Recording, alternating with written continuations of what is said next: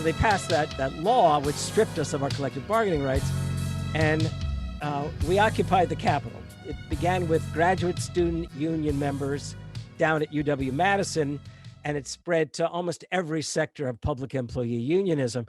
And there were marches in Capitol Square in Madison. Maybe 100,000 would turn out a few times.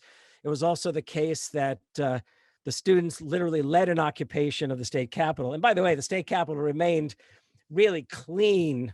I mean, people were living in there and you wouldn't know. I mean, they literally policed themselves. It was remarkable.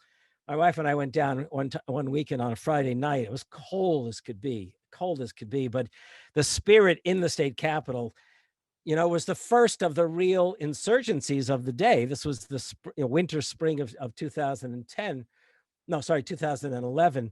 And I don't know where it began, but the Capitol building just reverberated constantly with "This is what democracy looks like," and eventually the police were ordered to remove people from the building. But we then were able to secure a recall vote.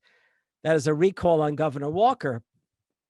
Oh, before I say that, I should add that I don't know, you're old enough to remember perhaps Barack Obama promising that if workers were out on strike somewhere and they needed him, he would put on his marching shoes and he would turn out.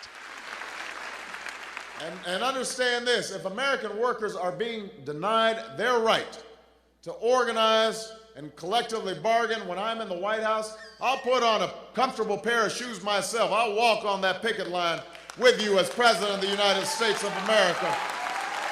Because workers deserve to know that somebody's standing in their corner. Well, he not only didn't turn out with us, I don't think he ever mentioned the fact that we had occupied the capital of Wisconsin. And nope. He didn't send himself, he didn't come, Michelle Obama didn't come, his Secretary of Labor didn't come. I don't think anyone who lived anywhere near the White House ever showed up to support us. The folks who supported us included Michael Moore, the late Ed Schultz. I mean, a number of people did, and it was great that they did. And our voices were heard, at least on a number of television outlets.